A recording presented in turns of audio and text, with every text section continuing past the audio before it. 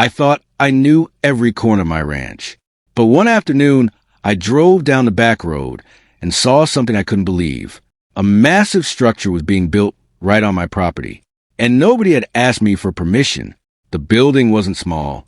It had massive wooden beams, a full foundation, and enough space to become a commercial facility.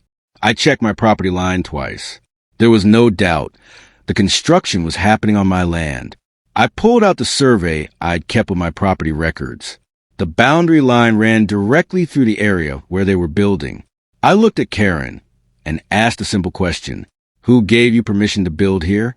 Karen told me the HOA had approved the project months earlier.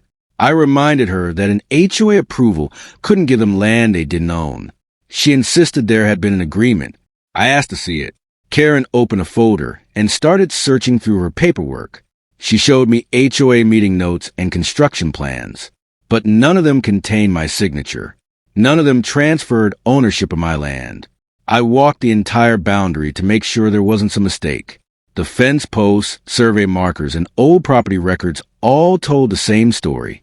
The HOA's construction crew had crossed onto my land, and they had built far enough that removing it wouldn't be simple. The property marker was exactly where the survey said it should be. There was no confusion about the boundary. I photographed everything before taking another step. Then I told Karen that the matter would have to be settled legally. I contacted my attorney and sent him every photograph and document I had. Karen tried to convince me that I was overreacting. I told her the issue wasn't personal. It was about who legally owned the ground beneath that building. By the end of the day, the construction crew had stopped working. Everyone seemed to realize the situation was becoming serious. Karen kept insisting that the HOA had the right paperwork somewhere, but I already knew what my deed said.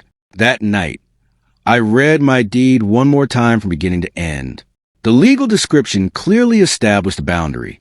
There was no easement giving the HOA ownership of that section. And the next morning, we were going to court. The next morning, we walked into the county courthouse. I brought the original deed, the survey, and every photograph from the construction site.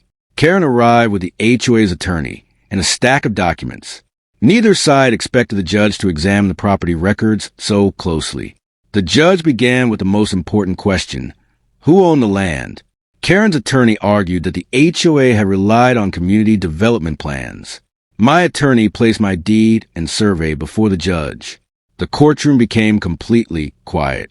The judge compared the legal description on my deed with the survey. He traced the boundary line carefully with his finger. Then he looked toward the HOA's attorney. He asked where exactly the HOA believed it had obtained ownership. Karen's attorney presented the HOA development plans, but development plans weren't the same as a deed. The judge pointed out that distinction immediately. Karen's confident expression began to disappear. My attorney explained that the property had been in my family for years. The deed had never transferred that portion of the ranch to the HOA. There was no signed agreement changing the ownership. The documents spoke for themselves. The judge compared every boundary measurement. Then he asked whether the HOA had an easement allowing construction. Their attorney searched through the documents. There was no valid easement covering the building site. Karen finally understood that the construction plans weren't enough. The HOA had built on property it didn't legally own. She leaned toward her attorney and whispered urgently, but the judge had already reached the central issue. The judge stated that the deed clearly established my ownership. He explained that an HOA couldn't simply expand its authority onto private property. The construction had crossed a legal boundary. Then came the order everyone had been waiting for. The judge ruled that the land belonged to me. The HOA had no right to build its structure there without my legal permission. The construction would have to stop, and the property had to be returned to its rightful owner. For the first time, Karen had nothing left to argue. When I returned to the ranch, the construction site was silent. The court had confirmed what I already knew from the beginning. The land belonged to me, and the HOA had to respect that boundary. Sometimes, all it takes is one old deed to expose an entire scheme.